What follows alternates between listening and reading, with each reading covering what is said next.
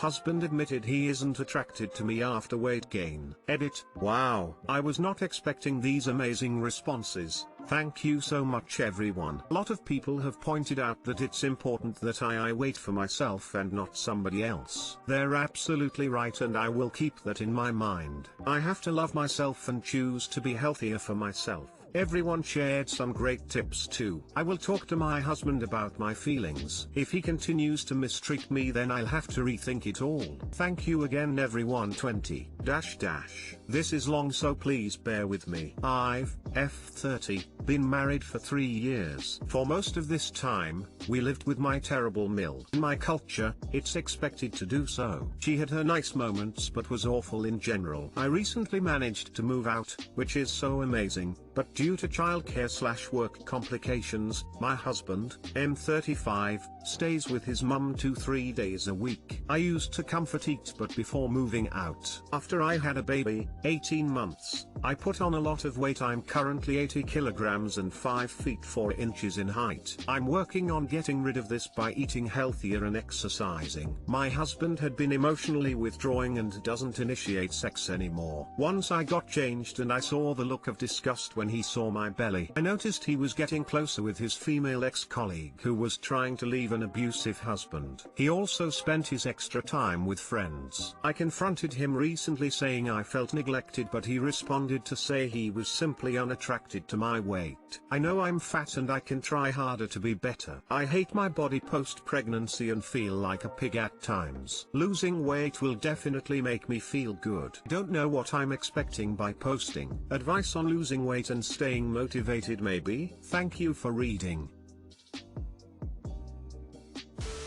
Hey lady, I'm married, in a long-term relationship. Take my advice as you will. This is my point of view. He is not your friend or committed to you in a real way. If his eyes and thoughts are straying because you've gained weight, he doesn't actually view you as a lifelong partner, or someone he's invested in long-term. I'm so sorry you're experiencing this. He doesn't sound like a kind partner. He may not be worth your time. Take care of yourself.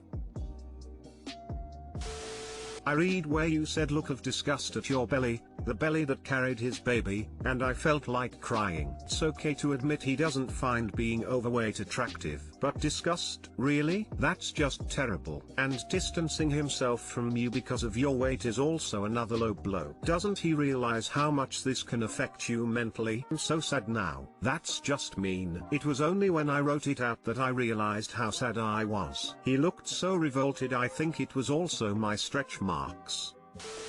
First of all, he shouldn't be avoiding hanging out with you. I know if my husband got fat I would still want to hang out with him because we have fun together, but he is within his right to not be attracted to the extra weight. I get it. I had a child 15 months ago and I'm pregnant with my second. I gained 15 pounds after delivery that really made me feel gross. I was within a healthy weight before getting pregnant, so I joined Weight Watchers. It was great. Lost 30 pounds in 4 months and it was all done in a healthy way. Right after hitting my goal weight I got pregnant, so I'll have to rejoin that after I give birth. I say lose the weight for yourself and talk to your husband about not hanging out with you. Maybe talk to a marriage counselor. Thanks for your advice. I will lose my weight for myself and will definitely talk to him. It's not about diet guys, it's how he treats his wife. If she wants to lose weight and feel better about her body image, she has to do it for herself, not him. I gained as much weight as you did and I'm shorter. I got bad stretch marks on my belly. My husband has never ever made me feel bad about it. I did that on my own. Took more than a year, but I'm getting back in my pre-pregnancy body except for the stretch marks. We're having sex more frequently, but again, he's never ever made me feel less loved. He knows I sacrificed my body to have our children and now I'm getting it back by working out, controlling what I eat and wearing corsets, which is something I used to do pre-pregnancy. It takes time, it takes support to get healthy again. But to maintain a relationship it takes respect. He's breaking your trust. Healthy attractive bodies come and go, but love and respect, if broken, will never repair. I hit 50 and am dealing with an existential crisis. I had my 50th birthday earlier this year and am suddenly beset by the sum of my decisions and happenstance. I cut out a few long-time friends that I felt had been using me over the last few years. I had a friend of over 35 years that I stopped talking to because I was always the one reaching out and he only talked about himself. I cut out a friend of about 20 years because I realized I was making all of the effort to hang out in our relationship. I broke up with my girlfriend of the past 5 years because she suffers from anxiety and depression which she self-medicates with alcohol, and I realized I was enabling her. She has reached out to me a few times this year trying to get me to spend time with her, which I've resisted, and she messaged me this week to talk about her troubles, then out of nowhere said she wants me to meet her new boyfriend. Today I found out one of my oldest friends is in the hospital with a blood infection and may not survive. I'm feeling like I've lost everyone and wonder if maybe I shouldn't have shed the other people despite their faults. I've lost any sense of permanence and wonder if I'll eventually lose everyone. Edit. Thank you everyone for the advice. There was a lot of wisdom in this thread. I'm only halfway done is now my mantra. I'm honestly pretty friendly and easygoing, but it's really been difficult for me to meet new people during COVID. I've thought of getting a cat. To everyone that suggested I visit my friend in the hospital, that's not possible. He's not conscious and on a respirator. The doctors have limited him to 1 visitor per day and his mom has been by his side every day. I can't take that spot.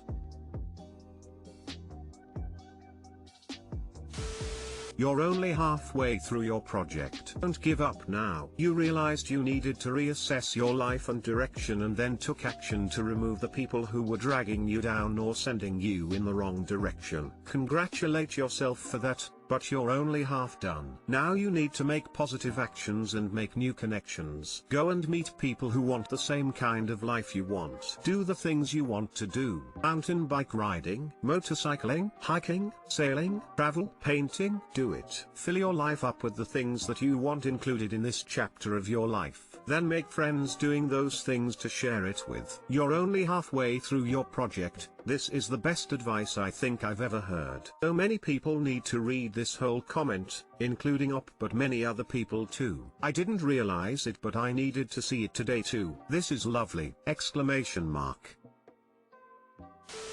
I'd just like to say that it's never too late to start something again. This can mean trying to meet people who add to your life or reaching out to those who you've cut out, but this time with boundaries that don't make you miserable. Maybe there's a compromise. The only other thing I'd say is don't doubt yourself. You did what you needed. And eventually, yes, we do lose people, but we can make the most of it until then. Don't think in terms of quantity but quality. I'll be 65 in April of next year and fully get the sense of starting to see loss on the horizon coming up quickly. I, as well, this year made some decisions on relationships. The simple question was, who has been intentional as we have about relationship, and the relationship is beneficial to all of us. Next, so far as dating, you are in a good place as well to look at new relationships. You have the maturity to look beyond the surface and see the things that a long-term healthy relationship. Add on top of that the fact that at 50 and over, a really nice stable guy that treats a woman well is an incredibly popular guy. My wife works in senior living and I accompanied her to an event in a 50 and over community and I felt like the homecoming queen in high school. All the single ladies were very friendly. As we no longer live in community, so many people find themselves in the same place, so connecting with people that are interested in friendships are not hard. I think you made a good decision to have a fresh start. Now, just start making small steps and you'll see results. Hopefully in 15 years when you are where I am, I think you will be much happier.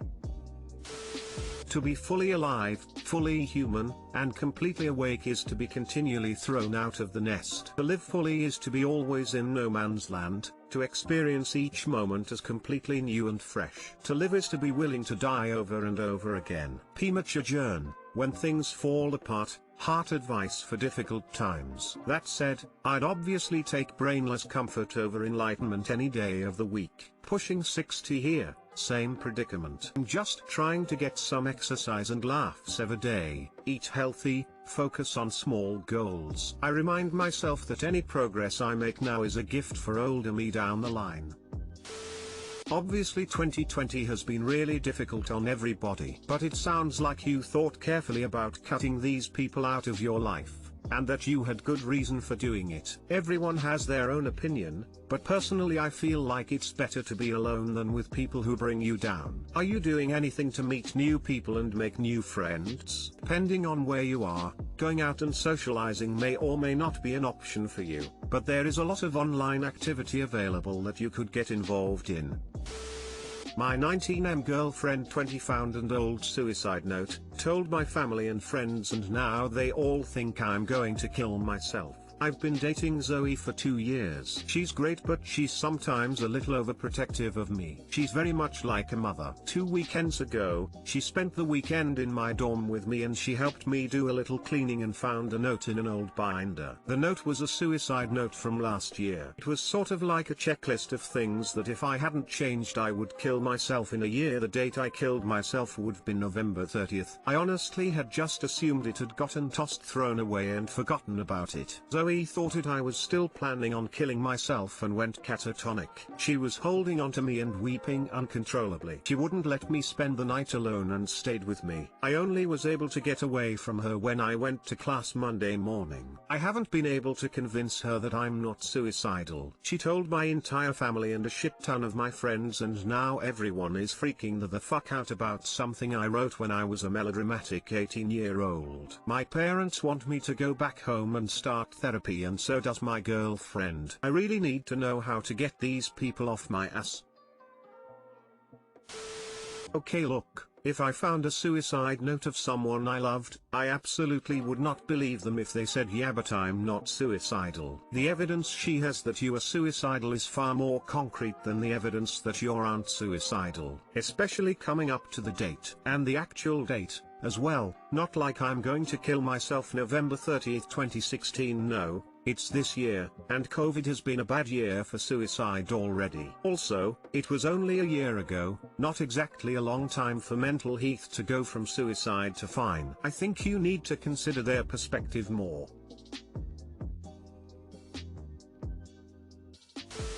I lost someone to suicide out of the blue. Nobody knew he was suicidal or even depressed until he was already dead, and to this day we've never found anything on his computer, his phone, or in his personal things that would indicate he was suicidal. I would do anything to have found a note like your girlfriend did. She responded exactly as I would have, and she did the right thing by telling your parents. It concerns me that seemingly in the span of a year you went from I'm absolutely going to kill myself to it's fine, no big deal. I think it would be a good idea to look into therapy, not only to appease your family and friends, but to help you work through whatever was plaguing you back then so you never have those thoughts again in the future. This might be an unpopular opinion, but I think it's a good thing she took this so seriously. You were suicidal, and you've recovered, that's awesome by the way. But you've had time to recover and she's just now seeing it, so this is new to her. Especially if you wrote this last year and you've been with Zoe for 2 years. I'm guessing she feels horrible that she hadn't noticed. I'm sure, like many suicidal people, you were hiding it very well. And it might be hard for her to believe you're okay if you weren't okay and were behaving similarly. Because your date would be coming up. I'm sorry she got your family on your back. Believe me, I tried to commit suicide twice and I know how annoying, for lack of a better word, it is. I say therapy is a good thing in general. Even if you're not in immediate danger and even if there's not something wrong. It's good to have someone to talk to about your life who isn't, say, your friends and family. Especially now, considering it's going to be in the back of their heads that you were suicidal. They care about you. That's a great thing. Suicidal ideation is not melodrama. It's not a teenage thing. It's serious. Don't undersell how you used to feel. Since you're doing better, it's easy for you to think you were just being dramatic, but if you were at the point where you set a date and were making lists, that's beyond a passing fancy. Give them time and give yourself time. I'm happy you're with us.